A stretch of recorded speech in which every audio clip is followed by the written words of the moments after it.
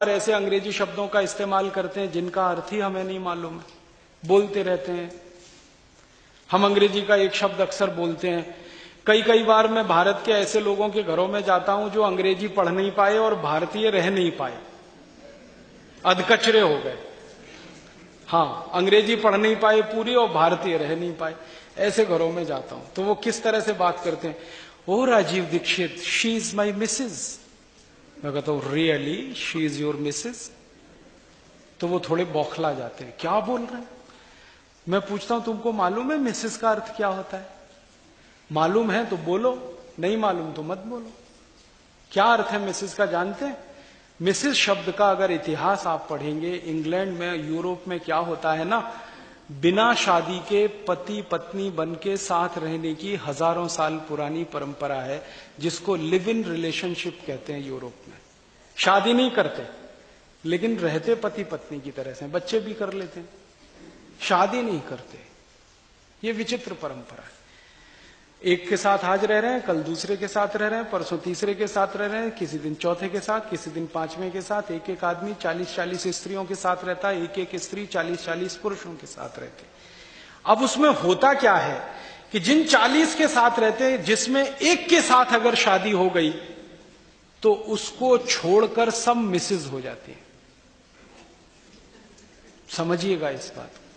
Mrs का माने है धर्म पत्नी को छोड़कर वो सारी महिलाएं जिनके साथ आप रात बिता चुके हैं, बिस्तर पे रह चुके हैं, वो मिसेस होती हैं। धर्म पत्नी मिसेस नहीं होती। और मिस्टर इसका उल्टा है। पति को छोड़कर वो सारे पुरुष मिस्टर हो जाते हैं। अब हम हमारी धर्म पत्नी को मिसेस बनाने में लगे रहते हैं। Oh she is my Mrs. तब मैं कहता हूं really she is your Mrs? मत बोलिए, अच्छा शब्द नहीं, बहुत खराब।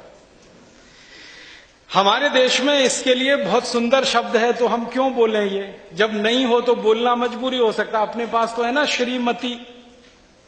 श्री माने लक्ष्मी, मति माने बुद्धि। तो लक्ष्मी और बुद्धि माने लक्ष्मी और सरस्वती जहां एक साथ हो, वो श्रीमती। कितना सुंदर शब्द। तो श्रीमती छोड़ के मिसेस में क्यों फंस गए? तो माताओं बहनों से निवेदन है कि मिस्टर ना कहें अपने पति को। भाइयों से निवेदन है पत्नियों को मिसेस ना कहें।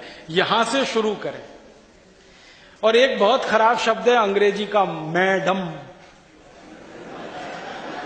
बहुत खराब। ये जो मैडम शब्द है ये अंग्रेजी का नहीं है, मूलतः फ्रेंच का है। ये फ्रेंच में एक शब्द होता है मां दाम। MA माने मां, DAME दाम। दाम माने होता है स्त्री, महिला, औरत, उसको दाम कहते हैं। और MA माने मां, मां माने मेरा। जिसको अंग्रेजी में माई कहते हैं ना, MY माई, उसको फ्रेंच में मां कहते हैं। MA मां माने मेरा। तो मां माने मेरा, दाम माने स्त्री। तो मेरी स्त्री मैडम होती है। और यहां आप हर एक किसी को कहने लगते हैं मैडम मैडम मैडम मैडम। मेरी आपको हाथ जोड़कर विनती है, जिसको आप मैडम कह रहे हैं पहले पूछ तो लो उससे।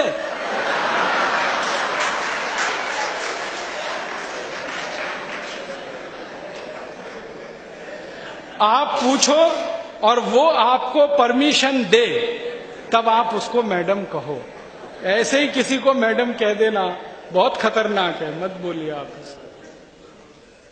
अंग्रेजी शब्दों का अर्थ जाने, समझें, फिर उसके बाद उनका उपयोग करें तो ठीक है।